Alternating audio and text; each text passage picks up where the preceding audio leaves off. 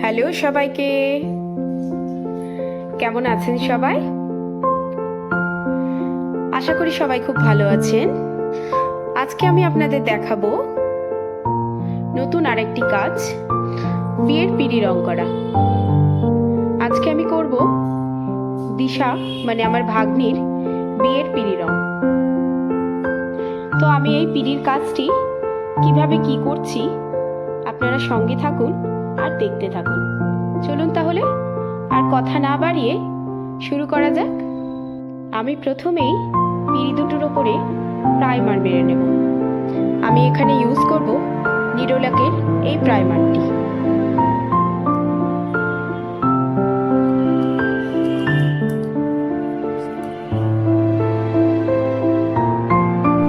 আমার এখানে প্রাইমার করা কমপ্লিট হয়ে গিয়েছে।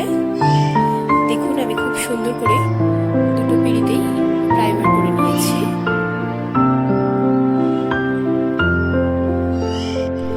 এবার আমি এই পিঁড়ি দুটির ওপরে বেস কালার হিসেবে এই রেড কালারটি করে নেব।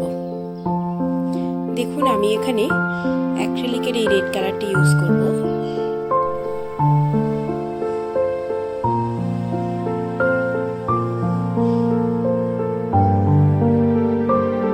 এবার আমি খুব ভালো করে দুটো পিঁড়ির ওপরে বেস কালারটা কমপ্লিট করে ফিরে আসছি। আমি এখানে এই 10 নম্বরের ফ্ল্যাট ব্রাশটি ইউজ করছি। আমার কাছে এর থেকে মোটা ব্রাশ ছিল না বলে আমি এই 10 নম্বর ফ্ল্যাট ব্রাশটি দিয়েই আমি কাজ করব।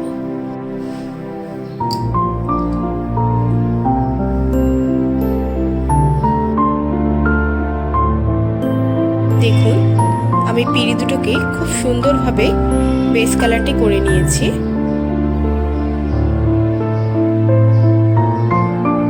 এবার আমি এই পিঁড়ি দুটির ওপরে ডিজাইন তুলব। চলুন তাহলে শুরু করা যাক। আপনারা সকলে সঙ্গে থাকুন আর দেখতে থাকুন।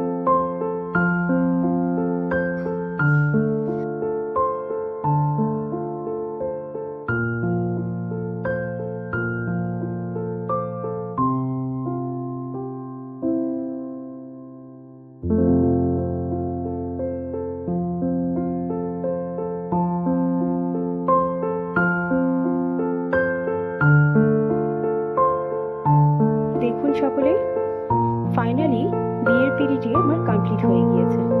এবার আমি পিঁড়ি দুটির ওপরে বার্নিশ করে নেব।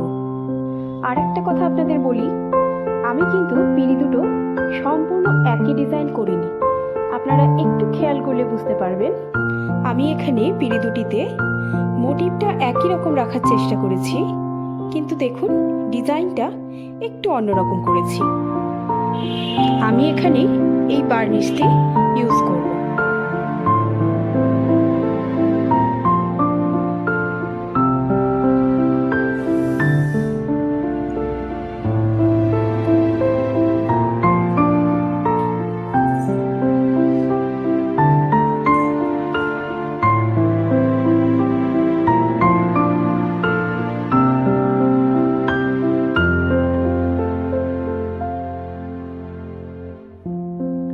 তো এই ছিল আজকে আমার ভিডিওটি। আমার এই পিঁড়ি ডিজাইনটি আপনাদের কীরকম লাগলো অবশ্যই আপনারা কমেন্ট বক্সে জানাবেন। আর ভিডিওটি ভালো লাগলে আমার ফেসবুকে যারা আছেন তারা অবশ্যই আমার প্রোফাইলটিকে ফলো করে দেবেন, আর ইউটিউবে যারা আছেন তারা অবশ্যই আমার চ্যানেলটি সাবস্ক্রাইব করে দেবেন, আর লাইক কমেন্ট শেয়ার করবেন। আজকের মতো আমি এখানে বিদায় নিচ্ছি। দেখা হবে নিশ্চয়ই নতুন আরেকটি ভিডিও নিয়ে। আপনারা সবাই ভালো থাকবেন, সুস্থ থাকবেন। টাটা।